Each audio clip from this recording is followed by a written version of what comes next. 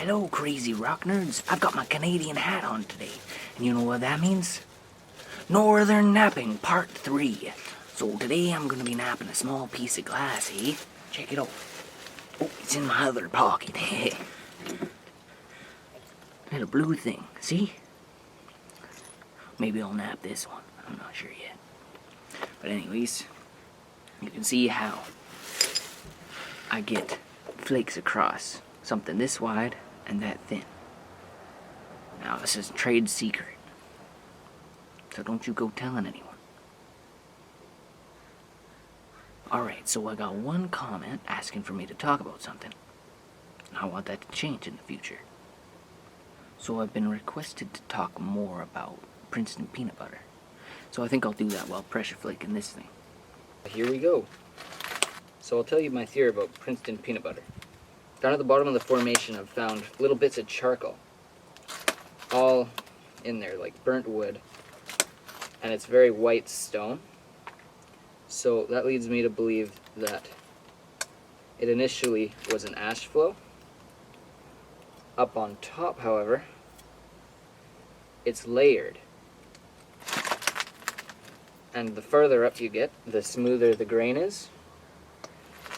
So what I think happened was there was an ash flow, or like a bed of ash, volcanic ash, and then a river flowed over top of it.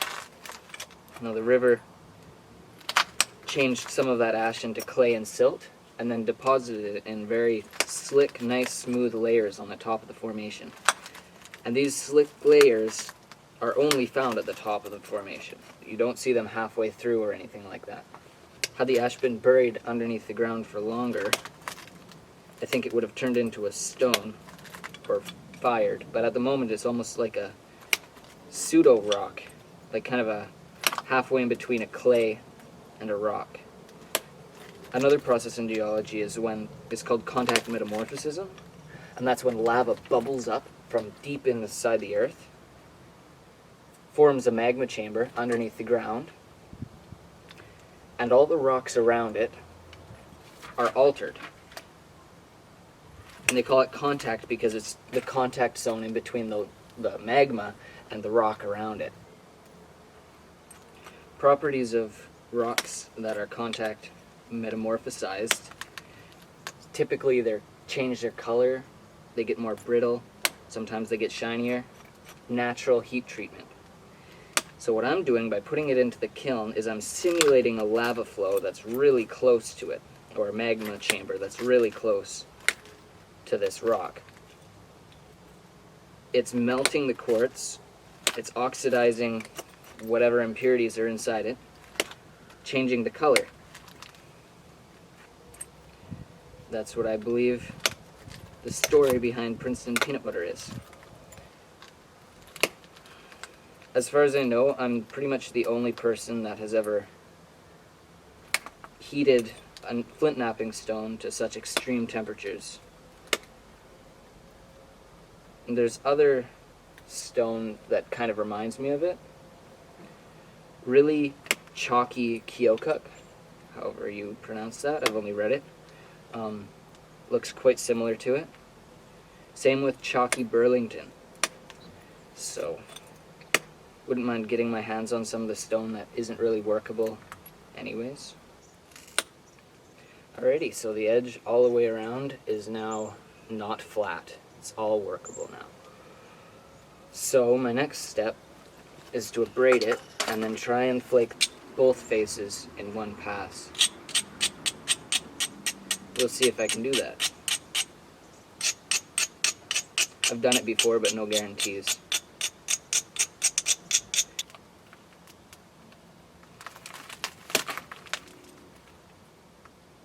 Got a little shard of glass in my finger.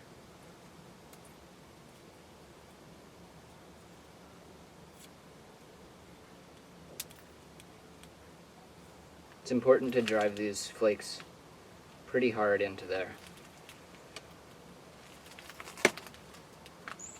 Here you can see how far I've got so far.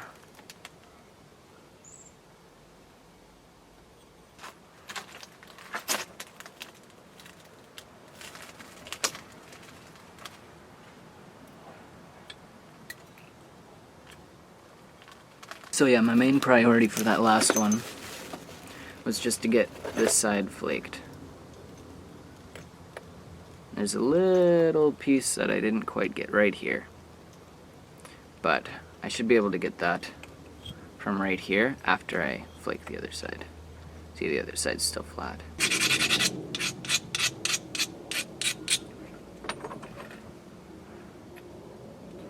So now I'm going to talk about the dangers of flint knapping. Number 1, you're going to cut yourself. Dangerous. Grrr.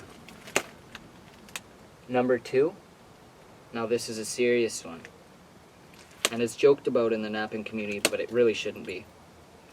Addiction is never a joke. Silica is addictive, and chipping silica is even more addictive. You'll find the more you chip, the more you'll want to chip. Number 3, people will think you're weird. Number 4, people will think you're cool. Oh wait, that's not a danger. Yeah, I find some people really are interested in people that flint knap. People are like, wow, that is really cool. Or they're like, why would somebody want to do that?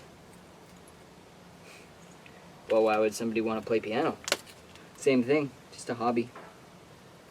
Wow, my pressure flaking is being really weird right now.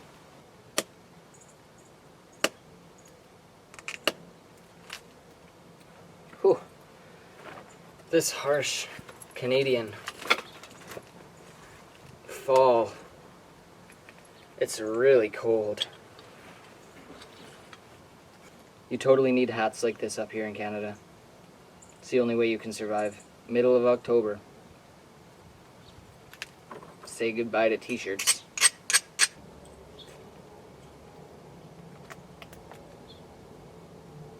Oh, so one more thing about Princeton peanut butter.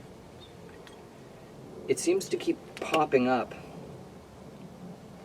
There's 2 sources so far that I've found. 2 big white cliffs. Actually, I found 3, but I've only tested 2. And one of them kind of turned into the, well, Princeton peanut butter, to that yellowy beige color. And then another one turned into skin color. But yeah, kind of interesting. I'll be back. I need to sharpen my Yishi stick.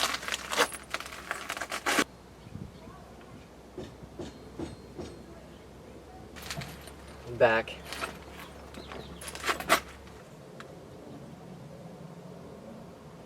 With glass, it's really, really easy to go to the other side and just take the whole side off. That's not what you want to do.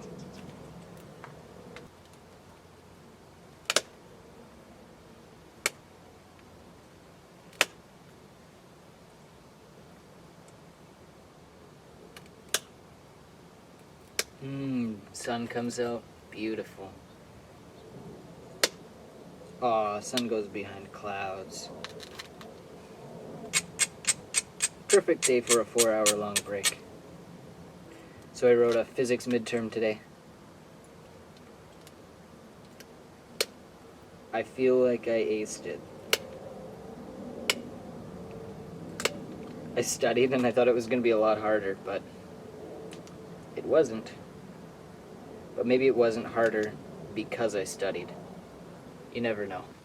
So both sides are flaked now. There's a little line of step fractures in the middle there, but that's okay. Still looks pretty nice. Thanks for joining me at Northern Napping today, eh? Made a nice little arrowhead, and join me next week. Make sure to leave your comments, questions, comments, suggestions right down there. It's pretty easy to do.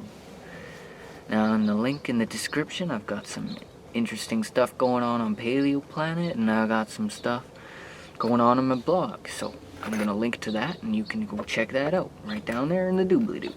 This is the Teenage Caveman. Keep chipping.